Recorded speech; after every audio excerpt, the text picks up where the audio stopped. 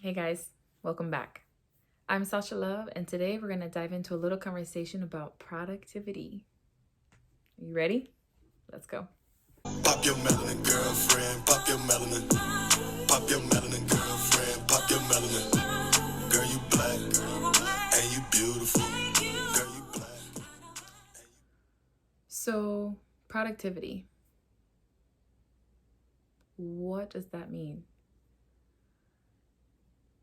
When I think of the word productivity, oftentimes what comes to mind is a to-do list. And the gauge for how productive I am is based on how many things I check off on that to-do list. On some days, a productive day is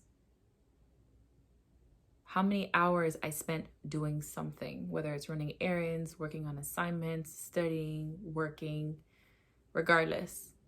If I spent most of the day doing something, that's a productive day.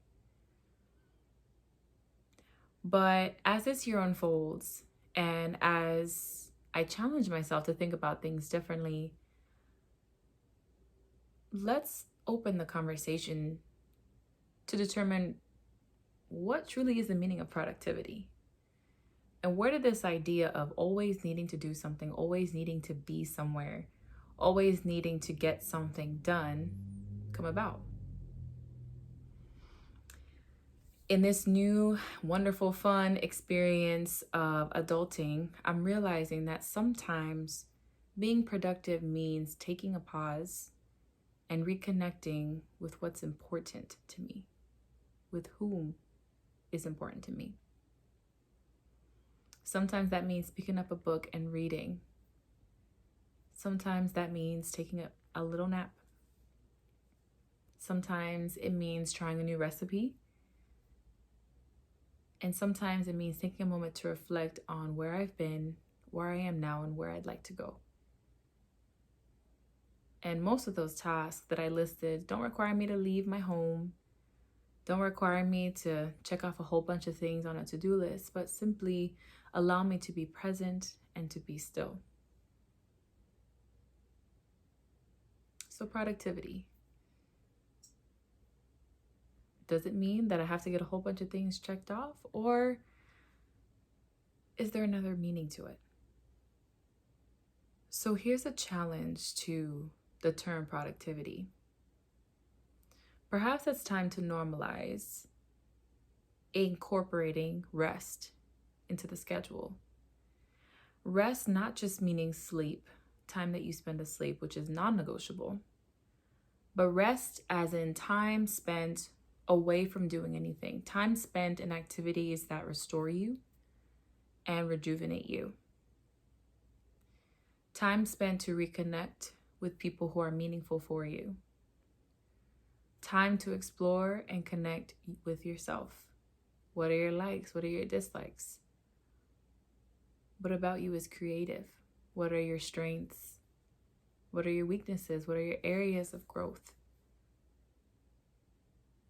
So I challenge you, next time you're considering the thought of, am I productive? And did I cross everything off my to-do list? Consider that the mere fact that you chose to get up out of bed and put one foot in front of the other and do the best you could is a definition in and of itself of being productive. Whether you got 15 things done and you were running around like crazy, or whether you took some time to check in and reflect with yourself. Sometimes as adults, we can pressure ourselves to feel that we need to do something, we need to get something done in order to feel productive in society, but that's not necessarily the case. In our world, in our society, where something's value is based on how much you can get out of it, it can be very tempting to internalize that into our own lives. For instance, at a company's value is based on its profit. And its profit is contingent on the productivity and efficiency of its employees. Now, that is the whole structure and function and core of the capitalistic society. But is that necessarily how we should be running our lives? I ask that because while it may create a sense of accomplishment, getting a lot of things done, am I feeling whole? Am I feeling fulfilled? Am I feeling happy? You know?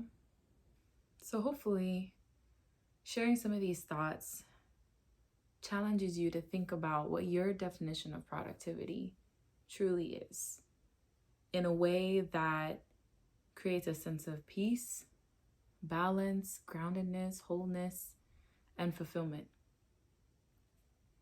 As always, if this video was helpful, please feel free to like and subscribe. And if you think this video would be helpful to somebody else, also feel free to share.